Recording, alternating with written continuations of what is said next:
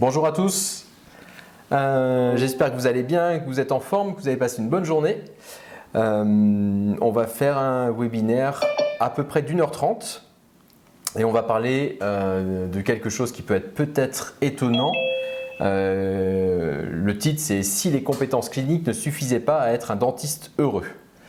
Alors avant de rentrer directement dans le thème, on va faire une toute petite présentation de qui je suis. Donc, je m'appelle Cyril Gaillard, je suis à la tête d'un cabinet aujourd'hui où on est 35, cabinet de groupe on va appeler ça, où on a un endodontiste, orthodontiste, des pédodontistes, implanto, paro. Et j'ai pas eu toujours ce cabinet, je vais vous raconter brièvement mon parcours. J'ai eu mon diplôme en 1998 et en 2001 j'ai acheté mon premier cabinet dentaire. En fait je me suis associé à 50-50 avec un praticien dans les Landes, à la campagne, à Villeneuve-de-Marsan. Praticien qui lui pensait à sa retraite. Et moi je pensais, j'avais à l'époque 25-26 ans et je pensais à développer mon cabinet. Et j'avais une certitude à l'époque, c'était meilleur je serais cliniquement, plus j'aurai de patients et plus j'aurai de réussite, plus j'aurai de succès. Et donc, ce que j'ai fait, de 2001 à 2009, j'ai fait énormément de formations cliniques. Donc j'ai appris l'occluso, j'ai appris l'implanto, la paro, les greffes gingivales, et j'espérais, par les formations cliniques et par l'excellence de ma pratique, en tout cas j'essayais d'être excellent, de m'épanouir dans mon métier et d'être heureux au travail. Et en fait, on va voir, je vais vous raconter après que c'était pas vraiment le cas. Et puis ensuite, en 2009, j'ai eu un changement de vie, une réflexion, j'ai voulu monter le centre de formation et donc j'ai quitté le cabinet à Villeneuve-de-Marsan, à la campagne, et je me suis installé au centre-ville de Bordeaux. Je suis reparti à zéro et de Bordeaux en 2009, aujourd'hui donc je suis à la tête d'un cabinet où on est 35. Donc comme je vous le disais, pendant des années j'ai performé en clinique. Des cas d'usure, j'aurais pu vous montrer des cas d'implants, des cas comme ça, je pourrais vous en montrer plein. Et finalement, malgré ça, en fait, j'avais de la frustration. J'avais de la frustration et j'ai mis un moment à comprendre pourquoi j'avais de la frustration. Pourquoi j'étais frustré alors que cliniquement j'étais plutôt reconnu. Qu'est-ce qui se passait? Donc j'ai réfléchi un peu. Et je me suis aperçu de plusieurs points. La première chose, c'est que j'avais peu de rentabilité par rapport à l'effort fourni. Donc beaucoup de travail et finalement pas beaucoup de rentabilité. Et donc ça, à long terme, ça c'est extrêmement frustrant parce que à côté de ça, on a tous des copains qui n'ont pas forcément la même excellence clinique et qui eux sont extrêmement rentables. La deuxième difficulté que j'avais, c'est que quand on essaye comme ça de performer cliniquement, bien sûr on va s'entourer d'une équipe et on va avoir des assistantes et on va rentrer dans un cercle où on peut avoir des difficultés à manager l'équipe. Donc finalement, on n'est plus seulement dentiste en train de soigner ses patients, mais il va falloir aussi devenir manager de son équipe. Et ça aussi, c'est des difficultés. Et un certain nombre de fois, on arrive le matin et on n'est pas forcément très épanoui d'avoir toute cette équipe autour de soi parce que la communication se passe mal. Donc ça, c'était une autre difficulté. Une troisième difficulté, c'était trouver un équilibre entre ma vie personnelle et ma vie professionnelle. Beaucoup d'investissements, beaucoup de déplacements, se former, soigner les patients, ça prend du temps, on reste tard le soir, on commence tôt le matin, on ne mange pas entre midi et 2 et à un moment donné, on est complètement déséquilibré. Et on va se retrouver à passer plus de temps au cabinet que dans notre vie personnelle. Et ça aussi, ça entraîne de la frustration. Une autre frustration, viennent aussi des difficultés dans l'acceptation de mes plans de traitement. Donc j'ai mis très longtemps à comprendre que ce n'est pas parce qu'on était bon cliniquement que les patients allaient accepter mes plans de traitement. Ce qui se passe, c'est que meilleur on est cliniquement, plus on a de connaissances, plus on diagnostique et plus on propose aux patients des traitements qui sont lourds et lourds financièrement. Donc en fait, c'est comme si on étalait toutes nos connaissances et on explique aux patients tout ce qu'il y a à faire. Et finalement, on fait peur aux patients. Et j'ai mis très longtemps à comprendre que finalement, ce n'était pas ça, la dentisterie, mais mes compétences cliniques étaient un peu comme une armoire avec plein de tiroirs et je dois ouvrir essentiellement les tiroirs qui intéressent le patient. Et j'ai mis très longtemps à comprendre ça. Et puis, une autre difficulté qui m'entraînait des frustrations, c'est la difficulté dans la gestion du temps, la gestion de l'agenda. Où on peut être débordé parce que on ne sait pas dire non, on va voir, je vais vous en parler après, on ne sait pas dire non, et finalement, le planning se remplit, le planning n'est pas structuré, on fait des choses qui peuvent ne pas nous intéresser, et encore une fois, on a de la frustration. Donc, une fois que j'ai analysé tout ça, en fait, j'ai réfléchi et aujourd'hui, je vais vous parler des 6 piliers de l'écosystème du cabinet dentaire. En fait, les 6 piliers qui nous permettent d'être heureux au cabinet dentaire. Et on va voir que ces piliers n'ont rien à voir avec la clinique. Donc les 6 piliers, c'est quoi? Les 6 piliers, c'est la vision. Je vais vous le détailler après. C'est quelle vision vous avez de votre cabinet dentaire, quelle vision vous avez de votre vie. Ensuite, le deuxième pilier, c'est la communication. Comment on va communiquer avec les patients? Comment on va communiquer avec notre équipe? Comment on va communiquer à l'extérieur du cabinet et en interne dans le cabinet? Ensuite, le troisième pilier, c'est la gestion du temps. Comment on gère notre temps? Comment on gère notre temps professionnel et comment on gère notre temps personnel? Et comment on gère notre agenda? Ça, c'est un troisième pilier. Le quatrième pilier, c'est le management. Comment on manage? Comment on apprend à manager? Est-ce que c'est si compliqué que ça de manager? Et on verra que ce n'est pas si compliqué que ça. Le cinquième pilier, c'est la gestion financière. Piloter notre cabinet. Notre cabinet, aujourd'hui, c'est une entreprise. Il y a des charges fixes, des charges variables qui sont importantes et il faut savoir comment on doit investir et il faut connaître nos recettes et nos dépenses et je vais vous en parler aussi un peu.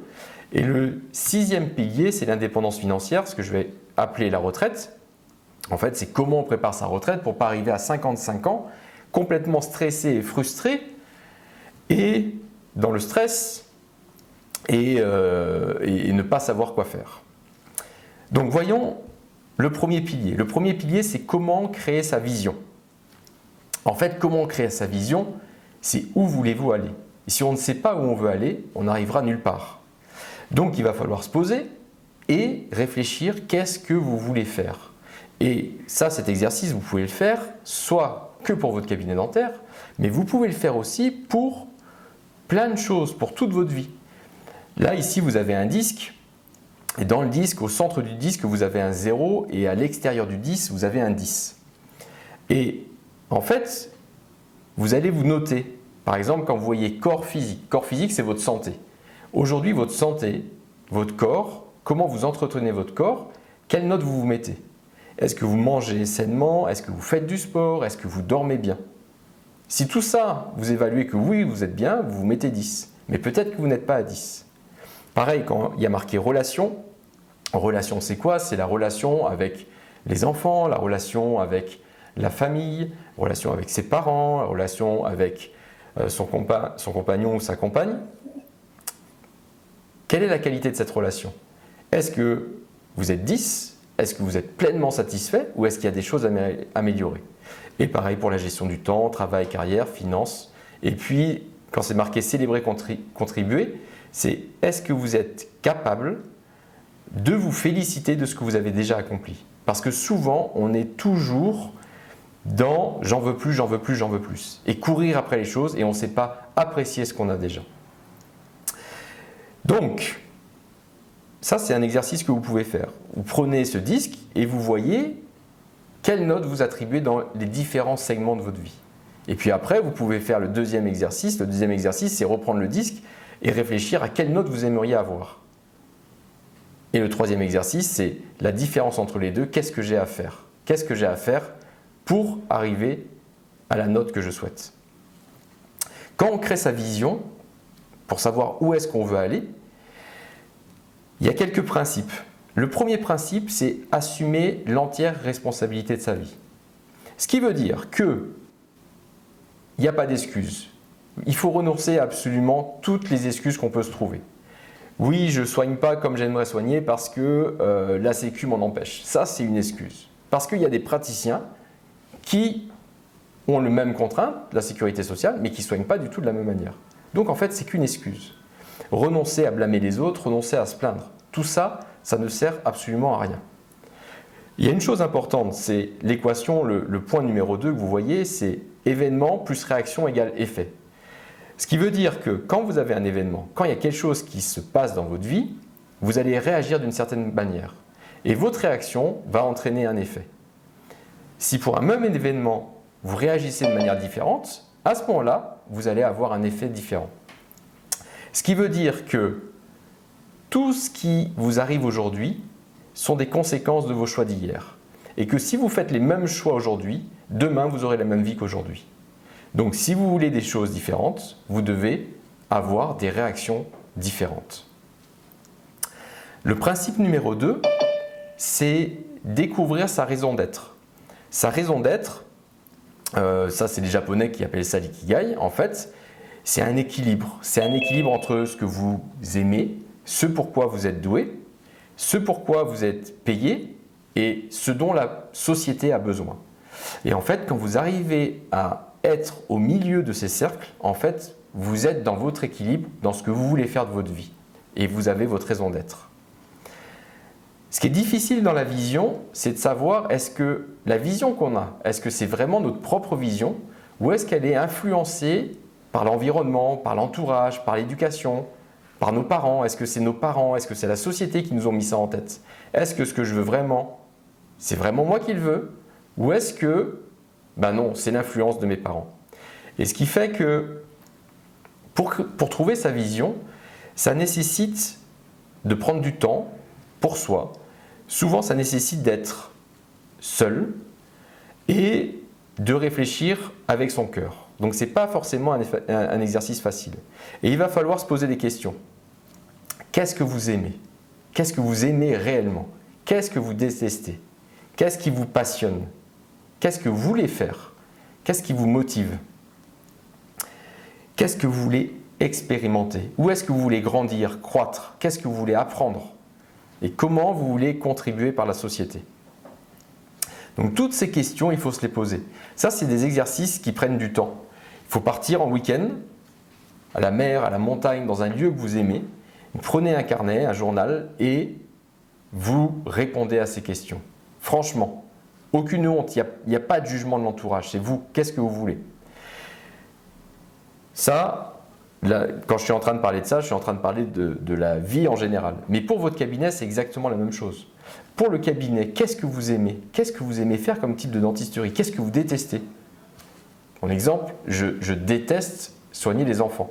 Non pas que j'aime pas les enfants, mais je n'aime pas soigner les enfants. Je ne fais pas de pédo. Et je ne ferai jamais de pédo. C'est un choix. Par contre, je suis passionné par les implants, je suis passionné par l'occluso et je vais focuser et ma vision et ma pratique va focuser là-dessus. Principe numéro 3, décidez de ce que vous voulez réellement dans la vie. Donc ça, c'est la conséquence de votre vision. Une fois que vous avez votre vision, décidez vraiment de ce que vous voulez. Ne vivez pas la vie des autres. Ne vivez pas les rêves de vos parents. Vivez vos rêves à vous. Ne vivez pas les rêves de votre entourage. Vivez vos rêves. Et faites la liste de tout ce que vous voulez. Plus vous aurez listé, écrit ce que vous aimez faire, plus ça se réalisera. Ayez une vision très claire de votre vie. Et donc, ce qui a marqué à la fin, c'est que vos réalisations, en fait, sont le reflet de votre vision. Donc, pas de vision claire, pas de réalisation, et on va nulle part. Principe numéro 4, croyez en vous. Rien n'est impossible. Donc, ne dites pas « je ne peux pas », on peut toujours. C'est juste une question d'attitude, c'est juste une question d'état d'esprit. Et ce que les autres pensent de vous ne vous regarde pas. Fichez-vous de ce que pensent les autres. Faites ce que vous aimez faire. Principe numéro 5. Diviser pour régner. Alors, diviser pour régner, ce n'est pas pour faire la guerre. Diviser pour régner, c'est pour atteindre ses objectifs. En gros, si je suis cet homme et je veux grimper ce sommet qui est en face de moi, le sommet il est un peu haut, un peu loin, et si je focus que sur le sommet, je risque de ne jamais y arriver. Et donc diviser pour régner, ça veut dire, bah ok, si j'ai ce chemin-là à faire, qu'est-ce que je vais faire? Je vais commencer à diviser étape par étape. Jour numéro 1, je vais faire tant de kilomètres. Jour numéro 2, je vais faire tant de kilomètres. Jour numéro 3, tant de kilomètres. Et step by step, je vais me rapprocher de mes objectifs. Et un jour, je vais y arriver. Donc c'est comme ça qu'on se fixe des buts. Les buts, les objectifs, il faut prendre encore une fois, vous prenez un journal, un carnet, un crayon. Et qu'est-ce que je désire faire pendant les 10 prochaines années? Et là, vous écrivez tout ce que vous avez en tête, sans réfléchir. Donc l'exercice, c'est celui-là. Vous prenez 15 minutes, vous écrivez le plus vite possible, pas de détails, juste vos rêves. Qu'est-ce que je veux faire? Qui je veux être? Qu'est-ce que je veux voir? Qu'est-ce que je veux obtenir? Où est-ce que je veux aller? Qu'est-ce que j'aimerais partager? Encore une fois, ça, c'est pour votre vie entière, la vision de votre vie, mais ça marche extrêmement bien pour le cabinet. Est-ce qu'un jour on s'est posé la question, qu'est-ce que je veux comme type de cabinet? La plupart du temps, non. Parce que la vie fait que soit je crée mon cabinet, soit je m'associe, je rachète une patientèle, et puis après on continue, et puis on a la tête dans le guidon, et puis jour après jour ça avance, et un jour on est frustré, pas heureux, mais c'est juste parce qu'on n'a pas réfléchi à qu'est-ce qu'on veut vraiment, quelle est notre vision de la dentisterie. Une fois que vous avez listé tous vos objectifs, ensuite, il faut regarder la liste et vous voyez ceux qui sont réalisables. Ceux qui sont réalisables à 1 an, 3 ans, 5 ans, 10 ans. Et vous regardez est-ce que c'est équilibré. Si tous vos objectifs sont à 1 an, vous risquez d'être débordé.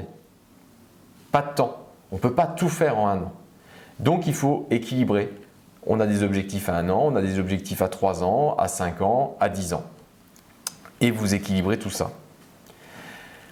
Et ensuite, vous choisissez 4 objectifs qui vous semblent les plus importants, les 4 objectifs les plus importants pour le 1 an, les 4 objectifs les plus importants pour 3 ans, 5 ans, 10 ans. Et quand vous avez ces objectifs, vous allez diviser étape par étape, par palier, pour pouvoir réussir à les atteindre. Donc diviser pour régner, c'est en fait créer une carte qui va vous donner un chemin, qui va vous mener au but, et diviser les objectifs, diviser l'objectif qui est très gros en très petits objectifs pour pouvoir les réaliser. Et ces très petits objectifs, vous le rentrez dans votre planning. Parce qu'on verra que si vous ne rentrez pas ça dans votre planning, en fait, ça ne sera jamais fait. Et à chaque fois que vous avez atteint un objectif, félicitez-vous. Parce que vous avez avancé. Principe numéro 6, et c'est le dernier principe, le succès laisse toujours sa marque. Ce qui veut dire que s'il y a des choses que vous voulez faire, que d'autres ont déjà fait, contactez ces personnes. Contactez ces personnes pour qu'ils vous aident. En fait, ça va s'appeler des mentors, ça va s'appeler des coachs, mais contactez ces personnes pour savoir quel chemin ils ont suivi, pour que vous puissiez emprunter le même chemin. Ce n'est pas la peine de tout réinventer. Tout a déjà été inventé. Les gens ont déjà fait. Si vous voulez aller courir un marathon, vous pouvez aller courir un marathon en vous entraînant tout seul, mais vous pouvez aussi prendre un coach qui a déjà entraîné des personnes qui ont couru un marathon. Et je pense que le résultat sera meilleur. Donc voilà ce que je voulais vous raconter sur le premier pilier. Le second pilier, c'est apprendre à communiquer. Apprendre à communiquer. Alors la communication, c'est simple et compliqué en même temps. La première chose en communication, c'est qu'il faut rester authentique. Donc ce que je vais vous raconter en communication, prenez ce que vous voulez prendre, mais surtout ça doit vous ressembler. Si on communique de manière non authentique, en fait on est faux. Et donc les gens vont voir qu'on est faux et donc la communication ne va pas passer.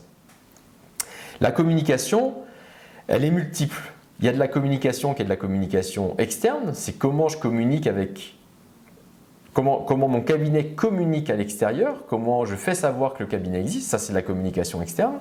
Et puis il y a aussi la communication interne. La communication interne, c'est quand le patient vient, quand il rentre au cabinet, comment je communique avec lui, comment je lui parle. La communication externe et interne, on peut la résumer dans cet entonnoir-là. En fait, la grande partie de l'entonnoir, là où c'est très très large, c'est la visibilité du cabinet. Le patient, au départ, il nous voit. Il voit le cabinet. Alors, quand je dis il nous voit, ce n'est pas forcément il voit le bâtiment. Il va nous voir parce qu'on va avoir un site internet. Il va nous voir parce qu'on va être sur Doctolib. Donc ça, c'est de la visibilité. Une fois que le patient nous a vus, la deuxième étape dans le parcours patient, c'est qu'il va nous téléphoner. Mais on s'aperçoit déjà qu'entre le nombre de patients qui nous voient et le nombre de patients qui nous téléphonent, on a une perte, ce qui est normal. Tous ceux qui nous voient sur Internet ne nous téléphonent pas. Et ensuite, une fois que le patient a téléphoné, on lui fixe un rendez-vous, il va venir. Mais entre les patients qui téléphonent et ceux qui viennent, on a aussi une perte qui est petite. Mais c'est les patients qui ne viennent pas au rendez-vous. Et donc, on a une petite perte. Puis, il y a des patients qui viennent. Et sur les patients qui viennent, en fait, on va avoir des patients qui vont avoir 100% confiance en nous. Et puis, des patients chez qui ça ne va pas passer. Et donc, on va encore avoir une perte. Et puis ensuite, on va proposer des traitements. Donc, on ne va pas proposer des traitements à tous les patients qui sont venus. On a aussi une perte. Et puis, des traitements qu'on a proposés, il y a des traitements qui sont acceptés. Là encore, on a une perte. Et puis, des traitements acceptés, si vous regardez, si vous faites des statistiques et vous regardez, vous allez voir que vous allez avoir des traitements réalisés qui sont inférieurs aux traitements acceptés. Il y a des traitements qui se perdent. C'est comme ça. Et on essaye d'en avoir le moins possible. Mais ça existe. Et puis ensuite, à la fin, on a le patient qui a été traité, qui est super content, qui nous fait du bouche à oreille et qui référence. Sachant que ce référencement, en fait, n'est pas forcément que à la fin. On peut aller chercher du référencement, en fait, dès que le patient est venu au cabinet. Donc ça, c'est une partie de la communication. Donc quand on regarde la visibilité c'est quoi? La visibilité, ça va être le site internet. Alors c'est bien d'avoir un site internet, après il faudrait discuter de quelle qualité de site internet on a ou pas. Mais si vous avez un site internet et qu'il n'y a pas de référencement, que le site n'est pas référencé et que vous êtes en 5e ou 6e page Google, finalement ça ne sert à rien. Donc la visibilité, il faut aussi parler de référencement internet. Ensuite on a les réseaux sociaux, donc il y a différents réseaux sociaux. Il faut voir comment on va communiquer sur les réseaux sociaux. Quelle est la stratégie pour communiquer sur les réseaux sociaux. Et cette stratégie est différente selon votre vision. Si vous avez un cabinet qui est orienté correspondant, vous avez une stratégie sur les réseaux sociaux qui va parler aux dentistes. Et donc typiquement, vous allez avoir des réseaux sociaux où vous allez montrer beaucoup de cas cliniques intrabuccales. Donc si vous faites de l'endo exclusif et que vous avez des correspondants, vous allez montrer beaucoup d'endo, avant-après, des techniques microscope et tout ça. Par contre, si vous montrez ça à des patients, ça ne parle absolument pas. Donc il faut bien faire attention à qui on s'adresse. Ensuite, la visibilité, le point numéro 4, c'est le bouche à oreille patient. Et puis ensuite, il y a le bouche à oreille correspondant, il y a Doctolib. Doctolib qui va nous amener certes beaucoup de patients, mais pas forcément le type de patient qu'on aimerait avoir. Ou on va avoir des patients, mais qui vont oublier beaucoup leur rendez-vous, qui prennent rendez-vous et qui ne viennent pas. Un des inconvénients de la visibilité, c'est les avis Google. Ça, c'est la contrepartie. Et donc, dans la visibilité, il faut traiter les avis Google. Aujourd'hui, si vous allez au restaurant, je suis à peu près certain que vous regardez les avis avant d'aller au restaurant. Même si votre voisin, vos amis vous ont dit « va dans ce restaurant, c'est super », potentiellement, vous allez aller sur Internet et regarder les avis.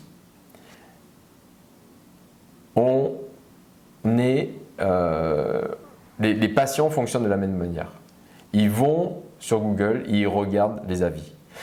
Et le problème qu'on a, c'est qu'ils donnent facilement des mauvais avis. Donc dès que quelqu'un n'est pas content, tout de suite vous avez un mauvais avis. Mais par contre, avoir des très bons avis, c'est plus compliqué. Donc il faut avoir une stratégie pour demander les bons avis et noyer les mauvais avis.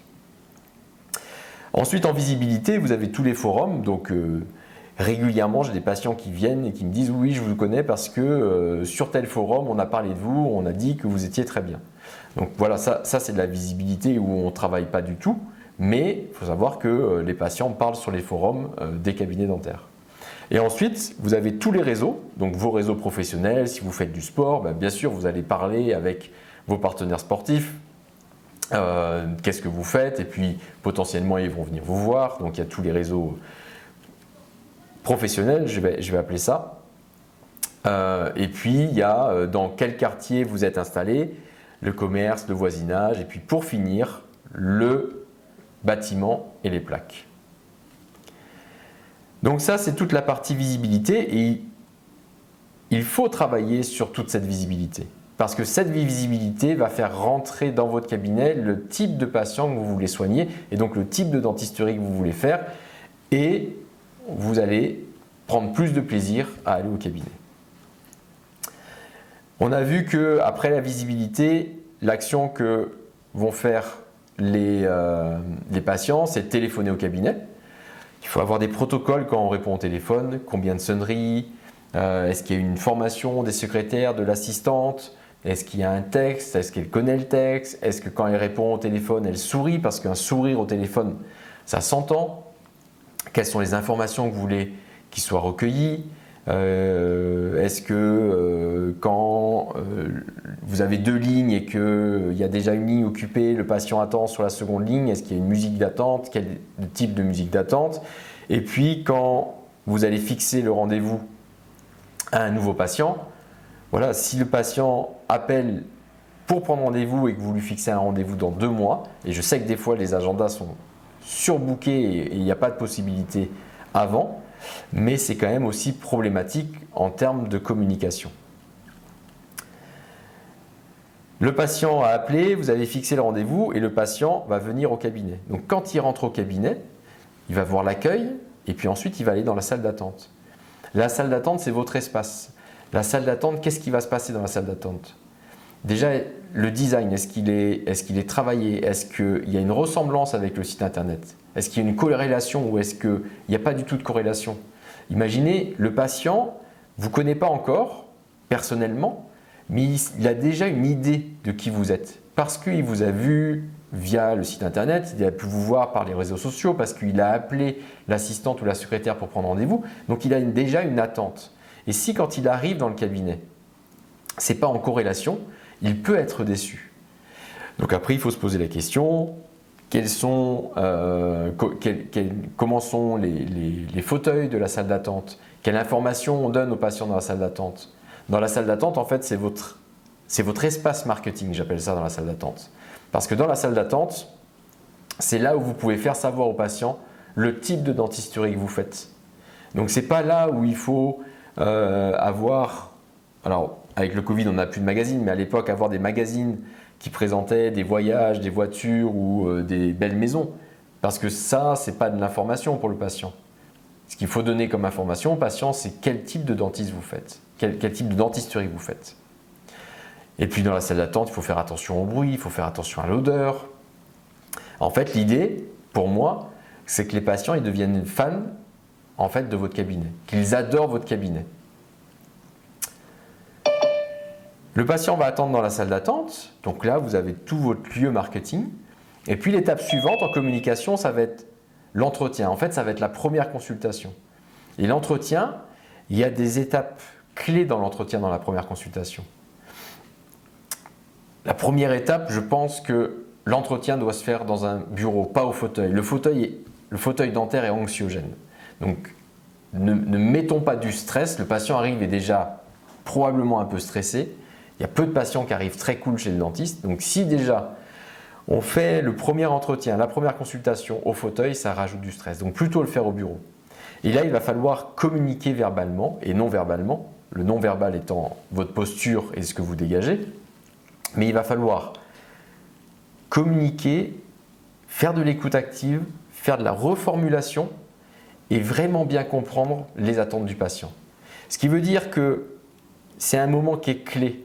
Et ce n'est pas quelque chose qui doit être rapide, bâclé entre 2 rendez-vous parce que vous êtes en retard. Il faut vraiment prendre le temps. Chaque patient veut être unique et il faut vraiment prendre le temps. Donc la première consultation, comment ça se passe? J'aime savoir pourquoi les gens sont venus. Ils ont le choix. Il y a des dentistes, à Bordeaux il y a plein de dentistes, Et ils ont quand même décidé de venir me voir. Donc j'aime savoir pourquoi ils sont venus me voir. Ensuite, j'adore écouter entre les lignes.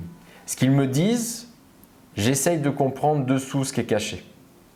Et surtout, j'essaye d'écouter pour comprendre et de pas pour répondre. Donc, je les écoute, je les écoute, je les écoute. Je reformule pour être sûr d'avoir bien compris et de leur faire comprendre que j'ai compris.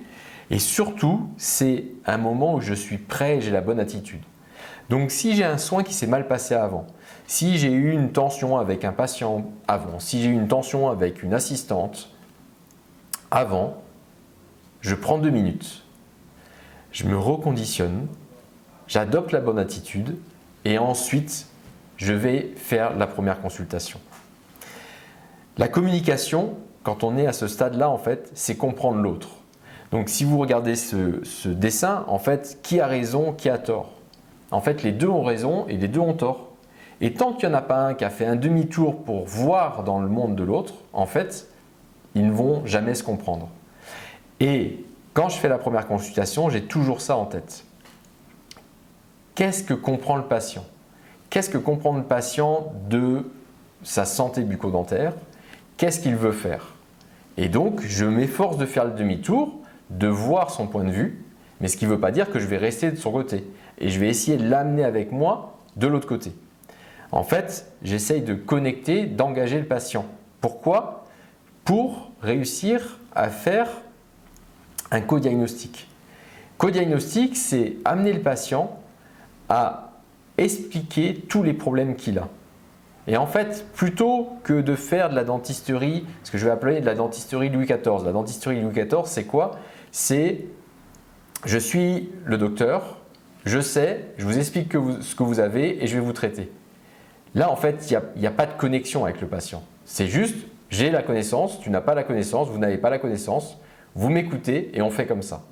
Et ça, aujourd'hui, ça ne marche plus. Ça marchait peut-être des années auparavant, aujourd'hui, ça ne marche plus du tout. Aujourd'hui, ce qu'on doit faire, c'est amener le patient à expliquer tous ses problèmes. Et si jamais le patient par exemple, si jamais le patient a une maladie parodontale et n'en a aucune conscience, il faut réussir à amener le patient à prendre conscience de sa maladie parodontale. Et donc, on va poser des questions. Est-ce que vous saignez des fois des gencives? Ah oui. Est-ce que ça vous inquiète? Non, est-ce que ça devrait? Ben, je pense que ça pourrait vous inquiéter, ça devrait vous inquiéter. Si jamais vous saignez de la main ou d'un ongle, est-ce que ça vous inquiéterait? Ah oui, ça m'inquiéterait. Et si vous saignez des gencives, je pense que c'est aussi grave. Ah bon? Et le patient va rentrer et va commencer à poser des questions. Et en posant des questions, en fait, on intéresse le patient, on connecte avec le patient. Donc ça, c'est une étape qui est vraiment clé. C'est une étape qui est clé parce que c'est souvent l'étape qui permet d'augmenter son taux d'acceptation. C'est uniquement ça. Connecter avec le patient, engager le patient dans son diagnostic. Une fois qu'on a diagnostiqué, on arrive au traitement proposé. Donc le traitement proposé, c'est quoi? C'est le plan de traitement et c'est le prix. Et là, on a tous le même problème, les patients qui nous disent oui, c'est cher.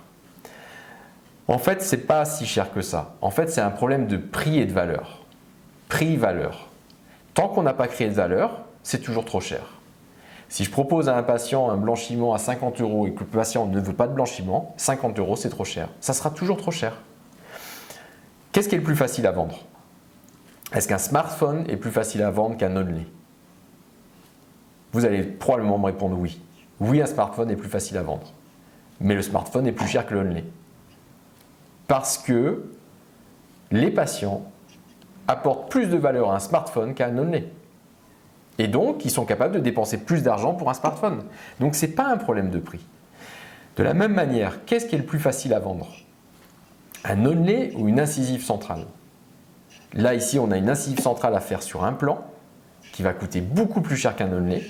Et c'est beaucoup plus facile de faire accepter une incisive centrale qu'un onlay. Parce que le patient voit la valeur des choses. Esthétiquement, ça lui pose problème. Alors que l'onlay, au fond, ce n'est pas très grave. Donc, on n'a pas vraiment un problème de prix. On a un problème de valeur. Et pour créer la valeur, il faut communiquer correctement. Communiquer soit en externe, avec de la visibilité, et communiquer aussi en interne avec la première consultation. Le troisième pilier, c'est apprendre à gérer son temps. Qui est maître de votre temps? Qui décide? En fait, on a tous le même temps. On a tous 1440 minutes dans une journée. Qu'on soit Elon Musk, Bill Gates ou nous, on a le même temps. Et donc, en fait, on se fait déborder par le temps. Donc, quelques points par rapport à la gestion du temps. Le premier point, c'est de faire la différence entre les priorités et les urgences. Et donc ça, c'est la matrice d'Eisenhower. C'est ce qu'on appelle les cadres A, B, C, D ou les cadres 1, 2, 3, 4. Et en fait, ces cadres-là, vous voyez ce qui est urgent, important, pas urgent, important, urgent, pas important et pas urgent, pas important. Et à chaque chose que vous devez faire, à chaque tâche que vous devez faire, vous devriez les rentrer dans ces cases. Qu'est-ce qui est urgent, important?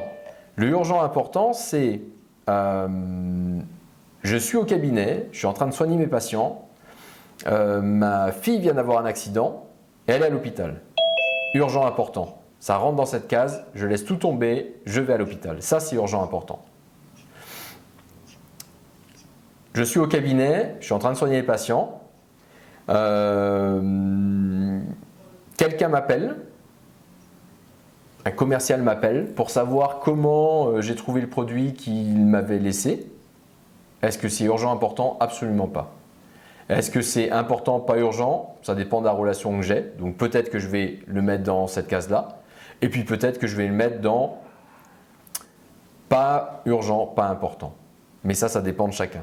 Mais en tout cas, ce qui est sûr, c'est que cette matrice d'Eisenhower, il faut l'avoir en tête et à chaque fois que vous devez faire quelque chose, vous devez rentrer l'action dans une des cases et voir si vous devez le faire tout de suite ou que ça peut attendre. Pas urgent, important, c'est quoi? Pas urgent, important. On imagine, je suis au cabinet et j'ai mon placard avec mon stock d'implants. Et puis mon stock d'implants n'est pas vraiment à jour parce que voilà, on n'a pas vraiment suivi le protocole, on n'est plus vraiment à jour.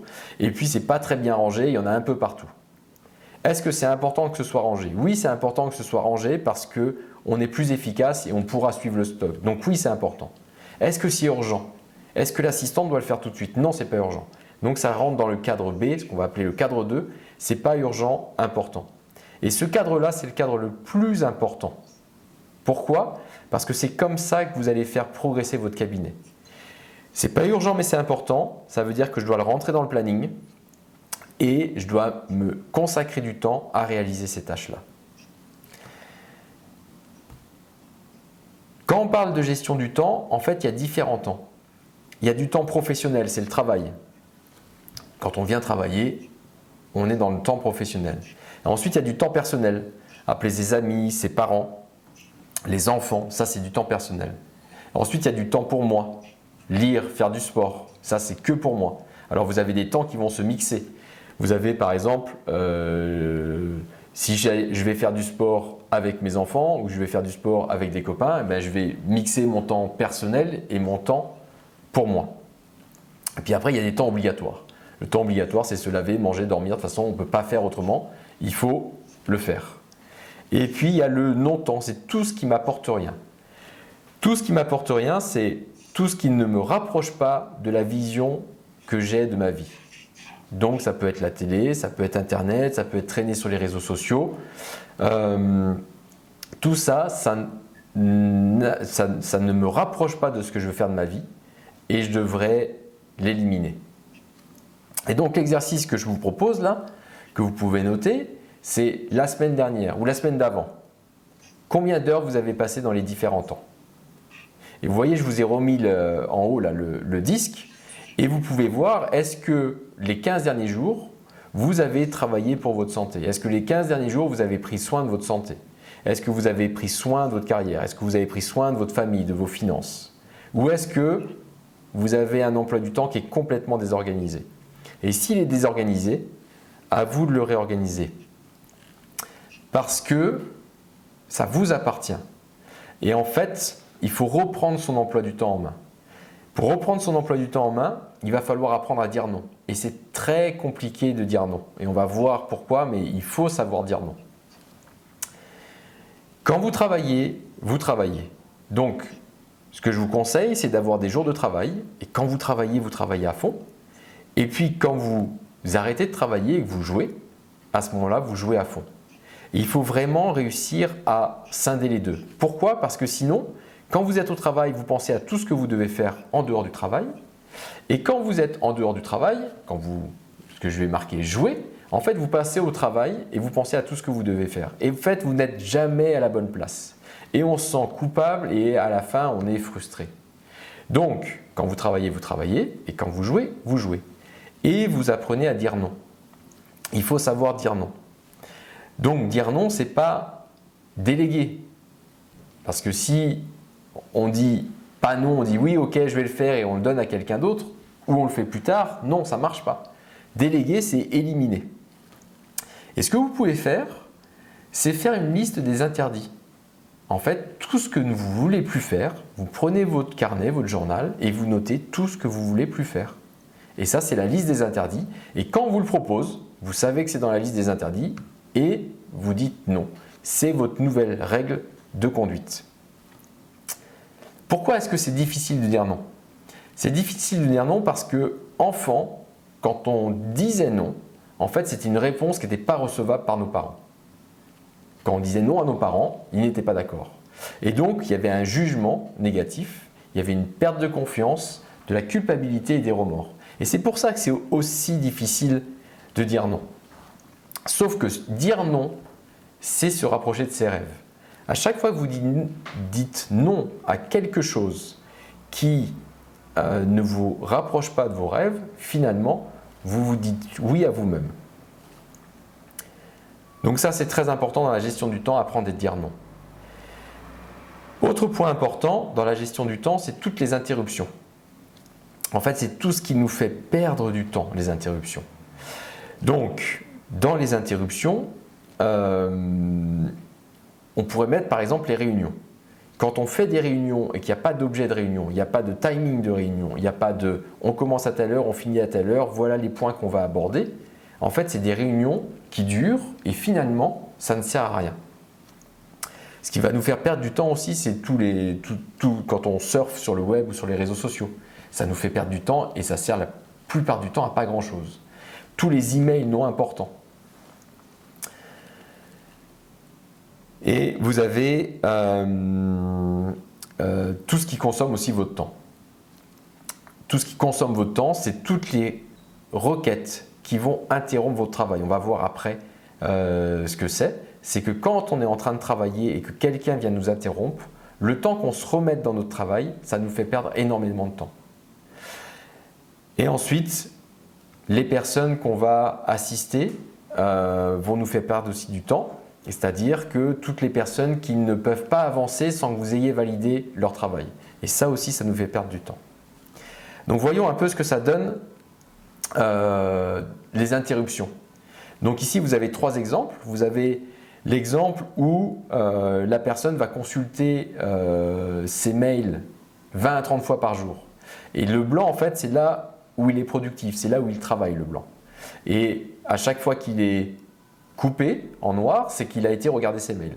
Et si vous passez votre journée à regarder vos mails, en fait, vous vous apercevez que il n'y a pas beaucoup de blanc, donc il n'y a pas vraiment de travail productif.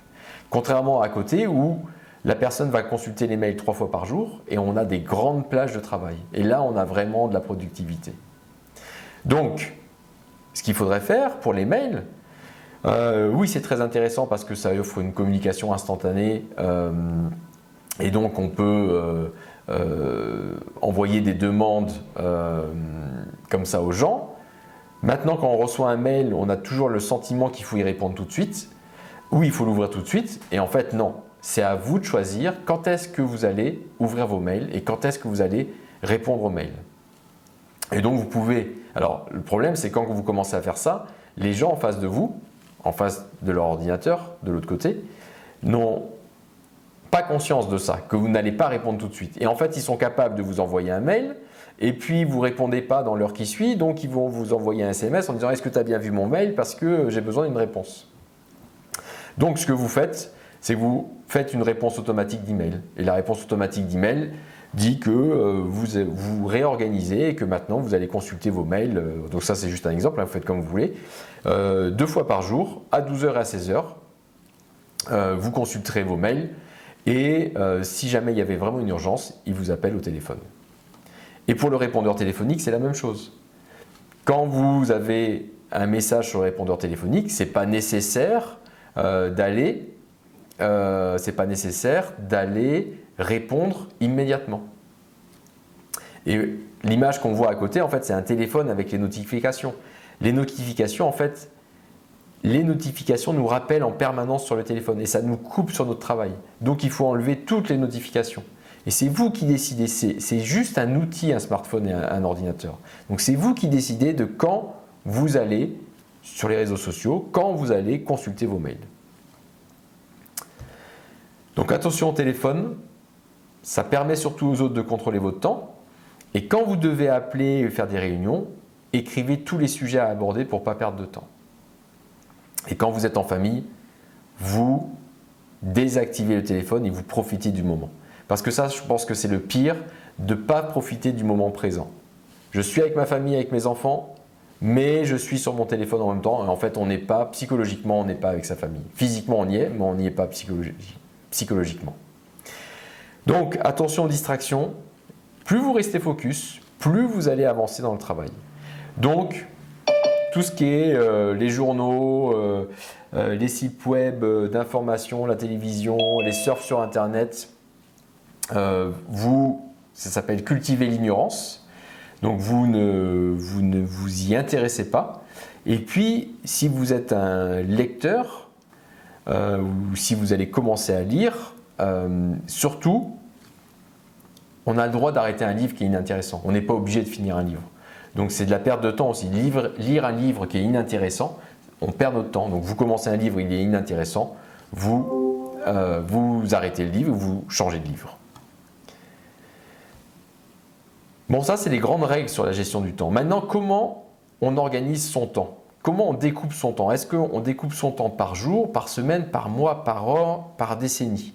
Et en fait, ça va dépendre des objectifs que vous êtes fixés. C'est pour ça que j'appelle ça les 6 piliers, parce qu'en fait, là, en fonction de la vision que vous avez pour votre vie, pour votre cabinet, vous allez reprendre les petits objectifs et vous allez les remplir par semaine, par mois, par an.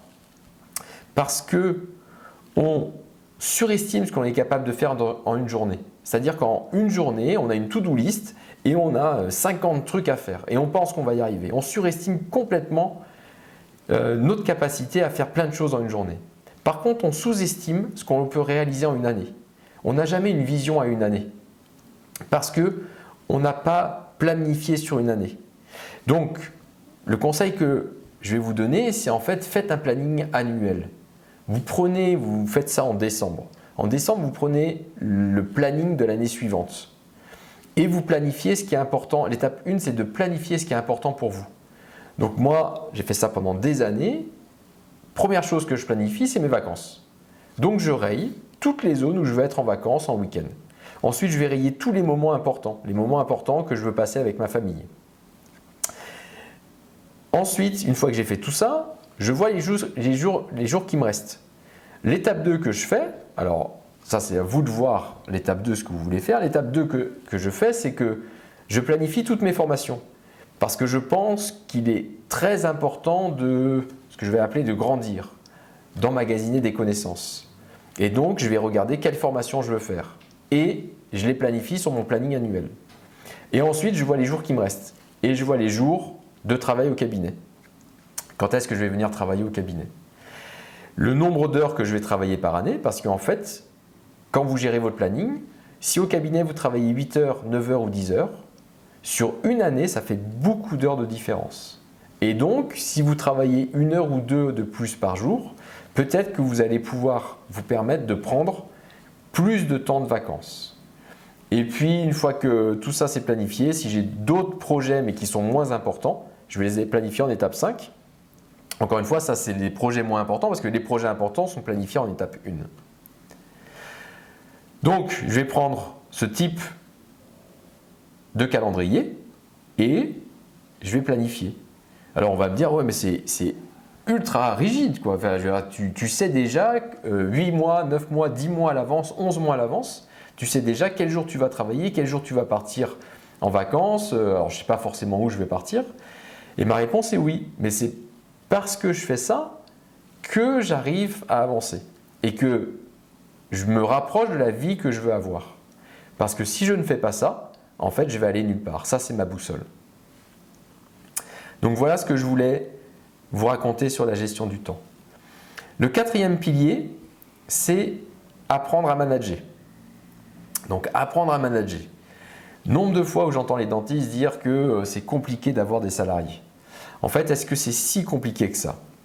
En fait, il faudrait déjà se poser la question, c'est quoi le rôle d'un manager? Donc le rôle d'un manager avant, ça c'est pas ce qu'on fait aujourd'hui, mais avant c'était quoi? Donc Fayol disait que le rôle d'un manager c'était prévoir, c'était organiser, c'était commander, coordonner, contrôler. En gros, ça ressemblait quand même beaucoup à un chef. Aujourd'hui, le manager, il est plutôt quelqu'un qui doit inspirer, quelqu'un qui doit motiver. Oui, il doit gérer les conflits quelquefois. C'est quelqu'un qui doit communiquer, qui doit apprendre à déléguer. Et ça, je sais que c'est extrêmement dur pour les dentistes de déléguer. C'est quelqu'un qui doit créer des équipes et créer de la cohésion. Ce qui est compliqué en tant que manager, c'est qu'on passe d'un statut de savoir-faire à savoir-faire faire. Donc, je sais faire quelque chose, mais j'ose pas déléguer parce que ça va me prendre du temps et parce que si je le fais, je vais aller plus vite et ça sera mieux fait. Et donc, on ne manage pas. Le rôle du manager, en fait, c'est un rôle comme un professeur, comme un mentor, comme un parent. Est-ce que vous avez l'image d'un professeur excellent? Est-ce que dans votre cursus, est-ce que vous avez l'image d'un professeur excellent? Si vous en avez un, probablement, il a été excellent parce qu'à son contact, vous avez grandi, parce qu'il vous a aidé à devenir meilleur. Et c'est ça le rôle principal d'un manager. Le rôle fondamental d'un manager, c'est de faire grandir son équipe pour qu'à terme, l'équipe n'ait plus besoin de lui. Ici, il y a eu un gros rôle de manager. Les process sont en place, tout le monde sait ce qu'il y a à faire, ils changent les roues, ils sont en moins de 3 secondes, ils ont changé les 4 roues. Tout le monde est à sa place. Mais parce que le manager a fait en sorte que chacun sache ce qu'il avait à faire. La question à vous poser, c'est quoi votre équipe de rêve? Qu'est-ce que vous aimeriez avoir comme équipe? Et en fonction de ça, aidez l'équipe à devenir ce que vous voulez qu'elle devienne. Donc, comment on peut aider nos équipes à grandir? La première chose, c'est avoir conscience que c'est notre rôle et vouloir le faire. Si vous ne voulez pas le faire, vous allez mal le faire. Donc, il faut vouloir le faire. La deuxième chose, c'est qu'il faut fixer un cadre de fonctionnement clair. La plupart du temps, quand il y a des problèmes dans une équipe, c'est qu'on ne sait pas qui fait quoi. Quand c'est extrêmement clair et carré, ça roule. Il faut augmenter le niveau de confiance des collaborateurs. Quand je parle des collaborateurs, ce n'est pas forcément des collaborateurs dentistes. Les collaborateurs, c'est aussi les assistantes, c'est tous ceux qui travaillent avec vous. Il faut augmenter leur niveau de confiance en les valorisant. Et ne cherchez jamais à imposer vos solutions. Si un collaborateur, une assistante, arrive avec un problème, demandez-lui de trouver la solution.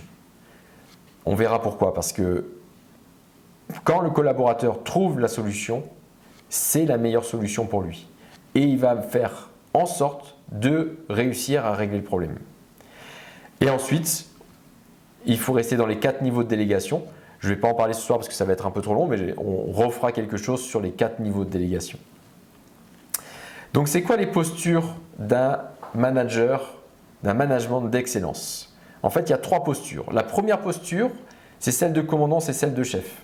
C'est une posture aujourd'hui qui est obsolète. Ça a perdu de sens. Aujourd'hui, on ne manage pas par le commandement, sauf dans 4 situations. Il y a 4 situations où en fait, vous reprenez votre rôle de chef. La situation numéro 1, c'est la fixation du cadre de fonctionnement. Au départ, vous avez un salarié qui arrive, il faut fixer le cadre de fonctionnement et ça, ça fait commandement.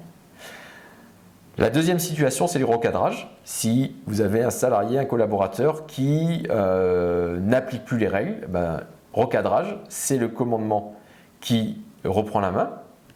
Et après, la gestion d'urgence. La gestion d'urgence, c'est, je ne sais pas comment vous avez géré le premier confinement où il a fallu arrêter de travailler, mais je me souviens très bien que là, j'ai pris mon rôle manager commandant. J'ai fait la réunion et j'ai dit voilà comment ça va se passer, voilà ce qu'on va faire. Et il n'y avait pas de négociation possible, il n'y avait pas de on va réfléchir, non, on est dans l'urgence et on va faire comme ça. Et quelquefois pour les décisions finales, quand personne n'arrive à se mettre d'accord, vous devez aussi reprendre votre rôle de commandant. En dehors de cette situation, en fait, le commandant n'a pas sa raison d'être. Vous n'utilisez jamais le manager commandant pour gérer votre équipe. Donc, on doit passer du temps au développement de nos collaborateurs. C'est le but du management et on ne doit pas passer du temps en contrôle. Si vous passez du temps en contrôle, c'est que vous êtes en train de faire du commandement. La deuxième posture du manager, donc la première c'est le commandant, la deuxième posture du manager c'est le leader. Et le leader en fait, on va parler de leadership et le leadership en fait c'est quelque chose qu'on peut développer. Le leadership en fait il est perçu par deux choses, par la chaleur humaine et par la compétence perçue. Donc la chaleur humaine, par exemple si vous avez regardé le film Gandhi, en fait Gandhi il a un leadership extraordinaire, c'est un leader extraordinaire, mais il n'est jamais au-dessus de l'équipe. Il est dans l'équipe, il est avec tout le monde. Et en tant que manager de votre cabinet, vous devez être avec votre équipe et pas au-dessus de votre équipe. La compétence perçue, c'est en face d'une situation, est-ce que vous êtes capable de gérer, en face d'un problème, est-ce que vous êtes capable de gérer la situation? Si la réponse est oui, on vous prendra pour un leader. Et avec ces deux points, on va voir que si la chaleur et les compétences sont faibles, en fait, les gens vont avoir du mépris. Si vous n'avez pas de chaleur humaine, si vous êtes au-dessus de l'équipe, vous vous prenez pour supérieur à l'équipe et vous n'avez pas de compétences, en fait, vous allez inspirer le mépris. Si vous avez une chaleur forte, vous êtes dans l'équipe, vous êtes avec votre équipe, mais vous avez une compétence faible, les gens vont avoir pitié de vous, en fait. Si la chaleur est faible et les compétences sont fortes, alors ça va être de la jalousie. La chaleur est faible, je suis supérieur à vous, j'ai beaucoup de compétences et je le montre. Bon, c'est très bien, c'est un chef, mais il n'est pas très sympa et on va le jalouser. Et si la chaleur est forte et les compétences sont fortes, alors on va susciter de l'admiration. Donc, chaleur, on est dans l'équipe, et compétences, je sais gérer les situations. Et ça fait de vous un leader. La troisième posture du manager, c'est celle de coach. C'est accompagner son équipe, développer les compétences de ses collaborateurs. Et ça, c'est primordial. Il faut aider vos collaborateurs à grandir et à devenir indépendants. L'objectif, c'est de faire en sorte qu'ils n'aient plus besoin de vous. Quand vous êtes arrivé à ça, vous avez rempli votre rôle de manager. Donc, est-ce qu'il y a des styles de management plus efficaces les uns par rapport aux autres? On va avoir les 4 styles de management en process communication. Donc en fait, en process communication, on a décrit 4 types de management. Le premier type de management, c'est l'autocratique. C'est le manager qui va donner des ordres. En fait, on reprend un peu le commandant là. Donc il donne des ordres, il est centré sur les tâches à accomplir. Ok, il y a ça à faire et je le veux pour telle date. Il met en second plan les personnes et la créativité. Donc c'est lui qui décide. Il n'y a pas vraiment de communication. Vous appliquez ce que j'ai décidé qu'on allait faire. Le deuxième style de manager, c'est le démocratique. Donc là, ce manager-là, il va susciter des interactions avec lui et au sein de l'équipe. Donc, quand il y a un problème, ou quand il y a un projet, il va aller chercher les idées de tout le monde. Donc, il va solliciter l'information, favorise la réflexion. Il prend les idées de tout le monde, mais il va conserver l'autorité. Donc, au final, c'est lui qui va prendre les décisions, mais il aura écouté tout le monde. Le troisième type de management, c'est le bienveillant. Alors, le bienveillant, lui, est beaucoup moins centré sur les actions et beaucoup plus sur la personne. En fait, le bienveillant, il pense que plus les personnes sont bien dans leur activité, plus elles sont productives.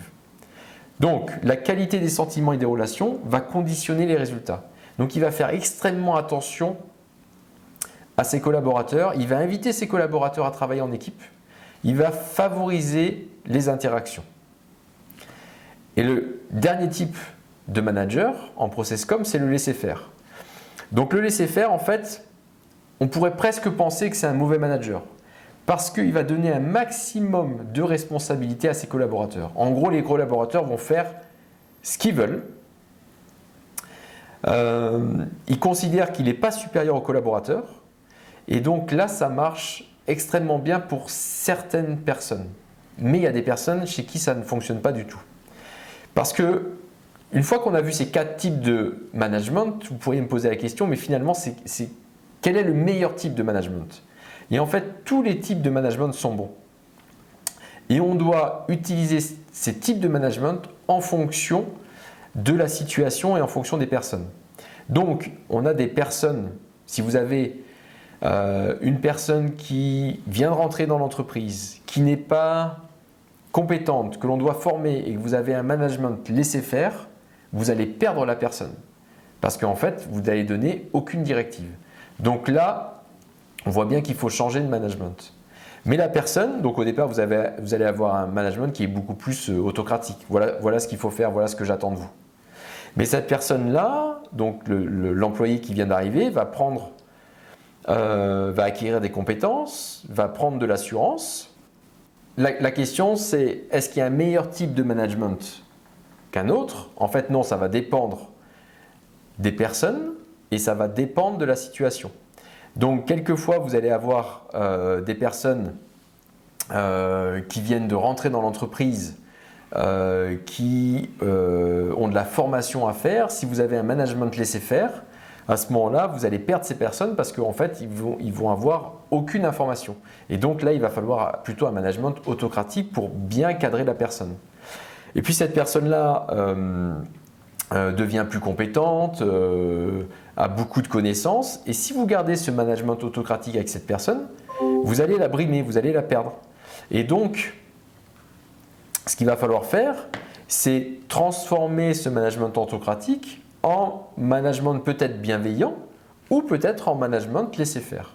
Donc, on voit qu'à chaque situation, à chaque personne, en fait, il va falloir jongler avec les types de management. Quelles sont les 3 erreurs que font les managers ? La première erreur, c'est la généralisation. Donc la généralisation, c'est utiliser les mots comme toujours, tout le temps, jamais, rien.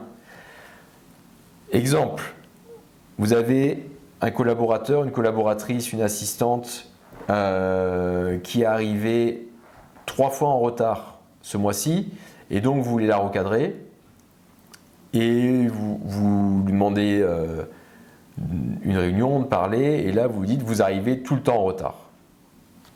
Et elle se sent attaquée tout de suite. Parce qu'elle va vous dire non, j'arrive pas tout le temps en retard. Je suis arrivé quelques fois en retard. Et donc vous voyez que la généralisation entraîne une mauvaise communication. Donc quand vous communiquez avec les personnes, soyez extrêmement précis. Vous êtes arrivé 3 fois en retard ce mois-ci, j'aimerais comprendre pourquoi. Ça n'a rien à voir avec vous arrivez tout le temps en retard. La deuxième erreur du manager, c'est quand quelqu'un ne réussit pas quelque chose, d'aller coller les étiquettes négatives. Déjà, un jugement de valeur, c'est quelque chose qui est très subjectif.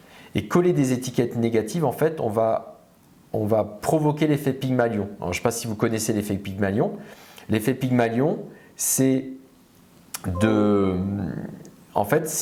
quand vous dites à quelqu'un qu'il est mauvais, la personne pense qu'elle est mauvaise et elle ne fait que des erreurs.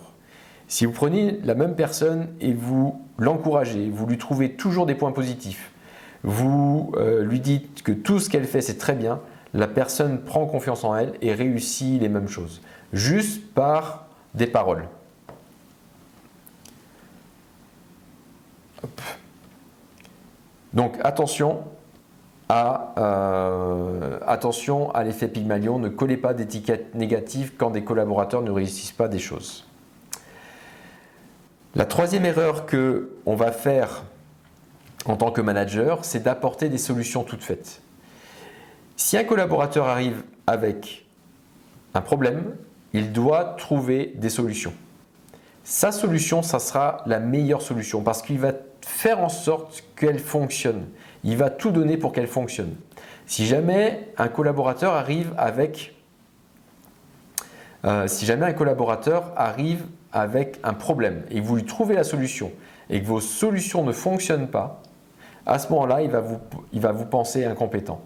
Donc, un collaborateur arrive avec des problèmes, il doit trouver les solutions. Ce n'est pas à vous de trouver les solutions. Et ça, c'est quelque chose qu'il faut dire aux personnes en disant « Si tu as un problème, tu peux venir m'en parler, mais il faut que tu me proposes des solutions et on verra quelles solutions on prend ensemble. » Le cinquième pilier, c'est apprendre à gérer financièrement son cabinet. Et ça, c'est pas facile parce qu'on a beaucoup de croyances sur l'argent et sur le business.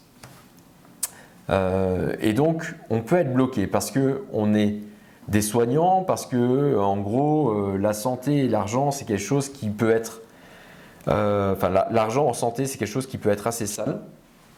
Sauf qu'il faut être déculpabilisé par rapport à ça.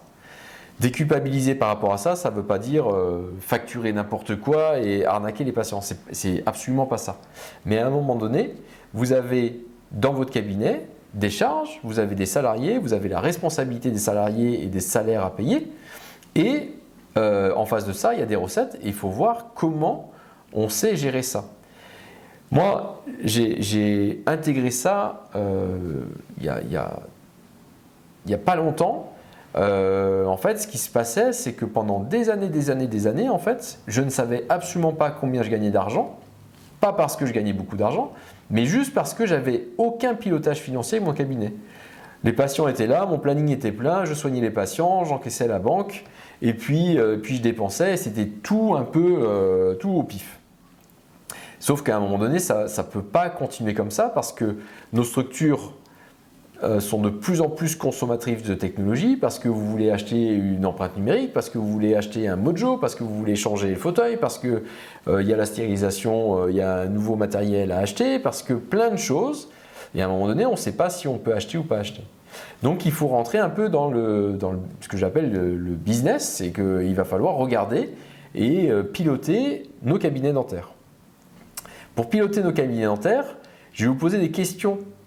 Et ces questions-là, quand on me les a posées, en fait, c'est extrêmement dérangeant. La première question, c'est combien vous voulez gagner par an? Et là, je suis persuadé que derrière vos écrans, vous vous dites, mais j'en sais rien. Parce que la première réponse, c'est j'en sais rien. Sauf que je suis à peu près certain que vos salariés savent combien ils veulent gagner.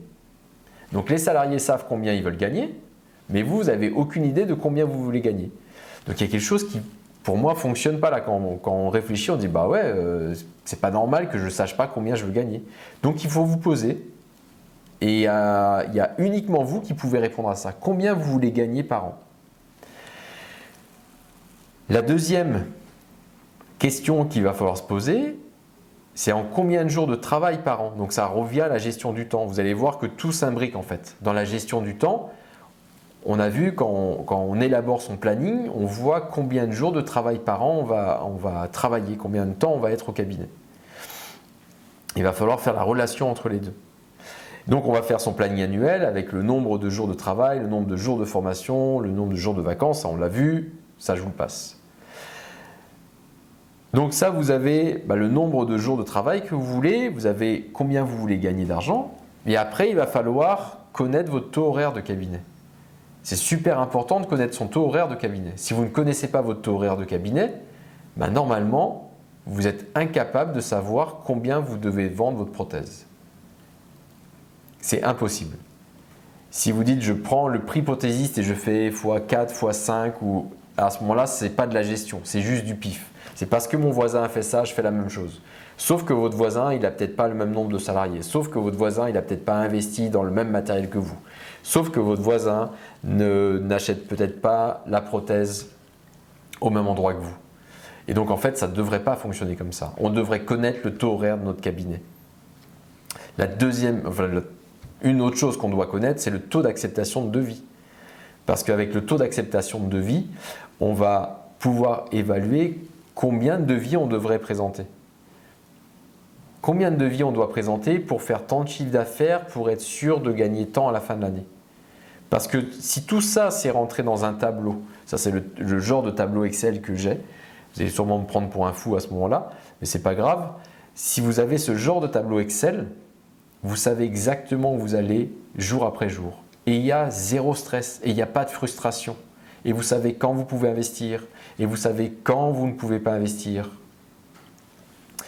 Et donc ça, c'est du pilotage financier. Il faut vraiment que vous appreniez ce pilotage financier-là pour ne pas avoir de frustration. Parce que quand vous faites des bonnes années, que l'expert comptable vous dit vous avez gagné tant et c'est plus qu'espéré, tout le monde est content. Mais quand vous rencontrez votre expert comptable, il vous dit ah cette année ça a été une petite année, vous avez fait moins. Là, il peut y avoir de la frustration parce que vous avez passé beaucoup de temps au cabinet, vous avez investi beaucoup de temps au cabinet, d'énergie au cabinet et finalement il n'y a pas de résultat et là il y a de la frustration et des fois il y a de la déprime. Ensuite, il y a le pilotage des encaissements. Quand est-ce que vous allez encaisser? Le pilotage des encaissements, c'est vraiment quelque chose d'important. C'est-à-dire qu'ici, on a un devis qui est signé et puis voilà, on a la consultation qui dure 20 minutes, on doit déposer une couronne, déposer un ligne-corps, faire une provisoire, faire une empreinte après et puis poser une couronne. Okay, truc très très basique. Et j'ai mis que le devis au total c'était 1000 €. Si dans votre planning vous avez ça de rentrée, vous dites bon, ok, je fais de la prothèse, je vais être rentable, ça va bien, mais que le patient en fait il vous paye, vous avez une entente financière, le patient vous paye 2 mois après la pose, vous avez dû payer le prothésiste, le chiffre d'affaires que vous allez regarder dans votre logiciel va être bon, mais par contre la trésorerie va être très mauvaise et le banquier peut vous appeler en disant vous êtes dans le rouge. Et là, vous expliquez au banquier, mais non, le cabinet va bien, j'ai fait un bon chiffre d'affaires. Oui, mais vous êtes dans le rouge. Donc les ententes financières et le pilotage des encaissements est très important. Parce que si vous pilotez de cette manière, on a le même traitement. Et l'entente financière, c'est le patient va payer au fur et à mesure des séances et que vous encaissez à la banque, parce que s'il paye mais que vous n'avez pas le droit d'encaisser à la banque, ça ne sert à rien, mais que vous encaissez à la banque, à ce moment-là, le banquier ne vous appellera pas et que le chiffre d'affaires que vous allez réaliser va correspondre à votre trésorerie. Donc ça, c'est pour les encaisses. Il faut savoir piloter ses encaissements et il va falloir aussi piloter ses dépenses. Donc, il faut créer des tableaux de trésorerie. Et des tableaux de trésorerie, c'est encore un autre tableau Excel où on va avoir le solde de trésorerie qui est tout en haut et puis après toutes les recettes qu'on va avoir au cabinet dentaire et puis toutes les factures qu'on va avoir, les labos, tous les prélèvements qu'on a semaine après semaine, les virements qu'on doit faire, les chèques qu'on fait, les emprunts et puis le solde qu'on va reporter de semaine en semaine. Et ce tableau-là, c'est un tableau prévisionnel, c'est-à-dire que mon agenda en prévision, donc en prévisionnel, à 1 semaine, 2 semaines, 3 semaines, 4 semaines à l'avance quand mon agenda est plein, je sais quel chiffre d'affaires je vais faire, quelles recettes je vais encaisser à la banque. À la semaine numéro, je ne sais pas, 21, je sais que je vais encaisser tant de chiffre d'affaires à la banque. Et donc je sais, et je vais pouvoir piloter, et je vais pouvoir investir ou pas investir. Il y a beaucoup de travail sur la gestion financière et je vous engage vraiment à comprendre les bilans comptables et à comprendre comment fonctionne votre cabinet financièrement. Le 6e et dernier pilier, et après on en a fini, c'est préparer sa retraite ou l'indépendance financière, parce que sa retraite c'est l'arrêt de l'activité, donc on va plutôt peut-être parler d'indépendance financière. À quel moment en fait je suis financièrement indépendant, j'ai placé suffisamment d'argent pour ne plus avoir besoin de travailler? Alors pour ça, il y a certaines règles. La première règle, ça va être réduire ses dépenses. Parce que, qu'est-ce qui se passe? Et ça, je pense qu'on est tous passés par là. Et on est étudiant, on vit avec pas grand-chose, et puis après on devient collaborateur, et on gagne un peu plus d'argent, et on dépense un peu plus. Et on dépense en fait ce qu'on gagne.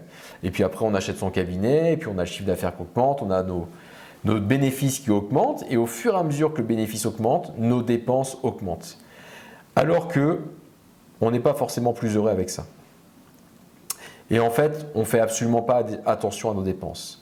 Donc nous devrions connaître notre budget mensuel de dépenses. Où est-ce que passe notre argent? Et donc l'exercice que je vous propose là, que vous pouvez faire, c'est vous prenez vos 3 derniers bulletins de salaire privés, personnels, et vous regardez où est-ce que est passé votre argent. Et est-ce qu'il y avait vraiment nécessité de dépenser tout cet argent? Et est-ce que ça vous a rendu plus heureux ou pas? Donc on doit analyser notre budget de dépenses mensuelles. Ça, c'est la règle numéro 1. La règle numéro 2, c'est réfléchir à comment augmenter ses revenus, s'il y a besoin. Parce que dans tous les cas, pour préparer sa retraite, il va falloir économiser. Donc soit vous êtes capable d'économiser sur ce que vous gagnez aujourd'hui, soit ce n'est pas le cas. Et si ce n'est pas le cas, il faut réfléchir à comment on peut augmenter nos revenus. La règle numéro 3, gardez en tête que emprunter, c'est investir. S'autofinancer ne sert à rien. C'est par l'emprunt qu'on s'enrichit. Donc, il va falloir emprunter pour investir pour sa retraite. La règle numéro 4, c'est que c'est un marathon. Ça ne se fait pas tout de suite, tout seul. Donc, préparer un patrimoine, c'est sur du long terme. Et la règle numéro 5, c'est faites simple et ce qui vous ressemble. Ne copiez pas le voisin si vous ne le sentez pas. Vous faites uniquement ce qui vous ressemble. Question qu'il faut se poser. Combien d'argent pour votre retraite? Déjà, combien la Karchidan va vous donner? Est-ce que vous en avez une idée ou pas? Et ensuite, combien d'argent il vous faut? Si la Karchidan vous donne 2500 ou 2900 euros et que vous vivez avec 8000 euros, en fait, c'est comment on comble ce delta? C'est ça la vraie question. Et on peut aussi se poser la question, à quel âge on veut prendre sa retraite? À quel âge on aimerait être financièrement indépendant? Peut-être que certains d'entre vous ont l'objectif à 57 ans, à 60 ans, d'être financièrement indépendant et de pouvoir arrêter si je veux arrêter. Et ça, c'est possible et il y a des stratégies à mettre en place. Donc l'indépendance financière, il y a différents types de calculs d'indépendance financière. Vous avez la sécurité financière, la vitalité financière, l'indépendance financière, la liberté financière et l'absolue liberté financière. Là, c'est quand vous êtes nos limites. Alors, je ne vais pas tout détailler, je vais juste vous parler de l'indépendance financière. L'indépendance financière, c'est lorsque vos investissements vous rapportent un résultat équivalent au revenu de votre travail. Donc, en gros, si vous gagnez 100 000 et que vous économisez 30 000, donc en fait, vous dépensez 70 000. Donc, le résultat est 70 000. Mais à partir du moment où vos investissements vous rapportent 70 000 par an, à ce moment-là, vous êtes financièrement indépendant. Vous n'avez plus besoin de travailler. Uniquement vos investissements arrivent à vous faire vivre comme vous voulez vivre. Comment on peut arriver à ça?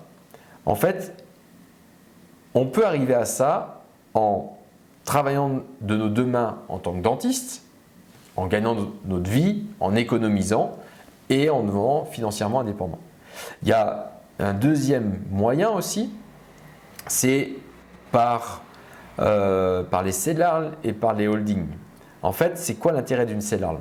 L'intérêt d'une CELARL, c'est d'avoir, il y a plein d'intérêts dans les CELARL, mais un des intérêts de la CELARL, c'est d'avoir des associés minoritaires. Et puis si vous avez des associés minoritaires, en fait, alors je réduis vraiment l'intérêt de la CELARL à l'intérêt financier, puisqu'il y a beaucoup d'autres intérêts. Mais si vous avez des associés minoritaires, en fait, la valorisation de la CELARL, combien vaut votre CELARL, ce n'est pas uniquement votre chiffre d'affaires, mais c'est votre chiffre d'affaires plus le chiffre d'affaires des associés minoritaires. Donc, en termes de valorisation, on a une valorisation qui est beaucoup plus importante. Donc, imaginez, vous travaillez en BNC, en nom propre, et puis vous êtes passé en CELARL, et là, en fait, la CELARL a racheté votre nom propre. Donc là, vous avez fait ce qu'on appelle du cash out. Le cash out, c'est l'argent que la CELARL vous a payé pour acheter votre nom propre. Là, ça a été valorisé la plupart du temps uniquement sur votre chiffre d'affaires à vous parce que vous travaillez seul. En tout cas, moi, c'est ce qui s'est passé. Ce cash out là, c'est ça, cet argent-là qu'il ne faut absolument pas dépenser. Et c'est cet argent-là qu'il faut placer pour préparer sa retraite. Une fois que vous êtes en CELARL, vous allez structurer vos cabinets comme vous voulez, avec votre vision à vous. Et cette structure de cabinet, en fait, vous allez avoir 1, 2, 3, peut-être 4 associés minoritaires. Et ensuite, vous allez passer en SPFPL, en holding. Et là, vous allez faire la même chose que vous avez fait avec la CELARL. En fait, la holding va emprunter de l'argent pour acheter la CELARL, mais cette fois-ci, la CELARL n'est pas valorisée uniquement sur votre chiffre d'affaires, mais sur le chiffre d'affaires de tous les dentistes qui travaillent dans la CELARL. Et vous allez faire du cash out et vous allez intéresser des dentistes importants dans la holding. Vous allez commencer à faire de la transmission et avec ce cash out, vous allez placer votre argent et continuer votre indépendance financière. L'intérêt de faire acheter par une holding, c'est que ça va éviter la taxation à l'impôt sur le revenu et ça va éviter la non-déductibilité des intérêts financiers. Je vais faire très vite et j'ai presque fini. Ce qui se passe, c'est que, imaginez, vous êtes en CELARL et puis vous avez 2 associés minoritaires. Et là, les 2 associés minoritaires, vous voulez les intéresser, vous voulez les faire rentrer au capital un peu plus important. Si vous ne passez pas par la holding, ils vont devoir emprunter en perso de l'argent pour vous payer les parts de la CELARL. Et donc, il y aura une taxation à l'impôt sur le revenu parce qu'ils auront emprunté en perso et les intérêts financiers, ils ne vont pas pouvoir les réduire, les déduire. Maintenant, l'option 2, c'est de créer à 3 la holding. La holding va emprunter de l'argent, donc les 2 associés minoritaires ne vont pas avoir à emprunter de l'argent de manière personnelle, c'est la holding qui va emprunter et vous allez pouvoir déduire tous les intérêts financiers. Donc, ça permet en plus de faire rentrer des associés minoritaires sans que les associés minoritaires s'endettent à titre personnel. Voilà comment ça fonctionne. Donc en fait, vous avez la CELARL, les parts vont être achetées par la holding et la holding va demander un emprunt et vous allez rembourser cet emprunt par les dividendes que va générer la CELARL. Donc une fois que vous avez récupéré ce cash out, en fait, il va falloir constituer le patrimoine. Et là, constituer le patrimoine, vous faites ce que vous voulez. C'est que vous pouvez utiliser l'effet de levier et faire de l'emprunt bancaire et mettre des locataires. Et puis, vous pouvez aussi faire du placement en bourse et vous pouvez investir, enfin, vous faites ce que vous voulez, ce que vous aimez. Vous pouvez investir dans d'autres sociétés aussi. Ça, c'est notre... un autre webinaire qu'on fera peut-être. Donc surtout, ce cash out que vous faites, ne le dépensez pas. Ne le dépensez pas en chocolatine, mais vous le placez. Voilà, j'en ai fini. Tous ces cours-là sont mis dans un pack Success. Tous ces piliers, en fait, j'ai créé des cours qui sont, il y a 6 modules qui reprennent tous ces piliers-là. Et les meilleures personnes qui en parlent, en fait, ce sont ceux qui ont déjà suivi les modules. Donc, je vais vous passer une vidéo en fait, où les gens vont parler des modules du pack Success.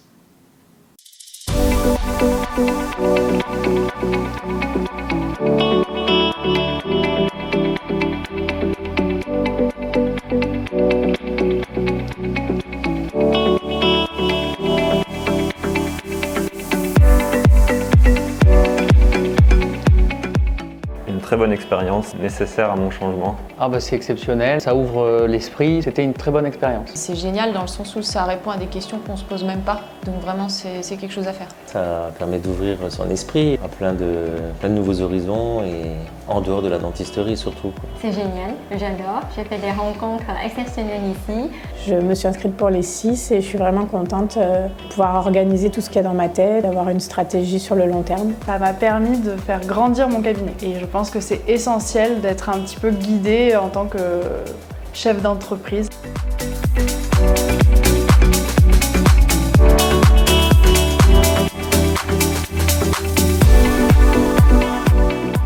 Ça m'a apporté une vision plus claire de ce que je pouvais être, de ce que j'avais envie d'être et ça m'a apporté beaucoup de bonheur dans les relations que j'ai avec les personnes. De l'ouverture, parce que généralement, au boulot, on a un peu la tête dans le guidon, et puis là, ça permet de se poser, d'avoir d'autres visions de notre métier. On a rencontré des gens du GAD Center au top, les participants aussi. On fait des choix sur le long terme beaucoup plus sereinement. Beaucoup d'inspiration, voilà, de rencontrer Cyril. Et aussi une ouverture d'esprit, les relations humaines, la communication et tout ça. C'est tout un ensemble qui est vraiment très intéressant. Et on est toujours chouchoutés au GAD de la première séminaire au 6e. Est-ce que je vais pouvoir mieux optimiser dans mon cabinet et dans ma vie future?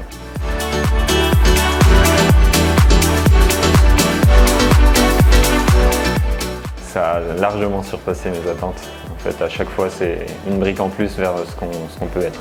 Au-delà même. Oui, même un peu plus. Plus tôt on le fait dans sa vie, mieux c'est. Il y a une générosité dans le partage des informations et c'est quelque chose de remarquable. Ouais.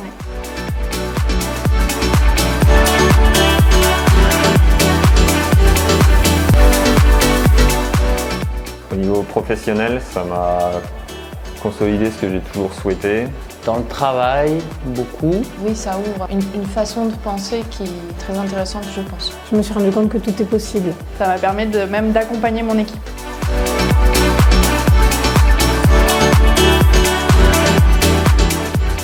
Voilà, je la recommande à n'importe quel dentiste qui a envie d'évoluer. Faites-la quel que soit votre âge et vous ne serez pas déçus. Oui, je recommanderais cette formation et de la faire le plus tôt possible parce que je pense que c'est des choses dont on a besoin pour commencer. Ce que je fais déjà depuis un petit moment.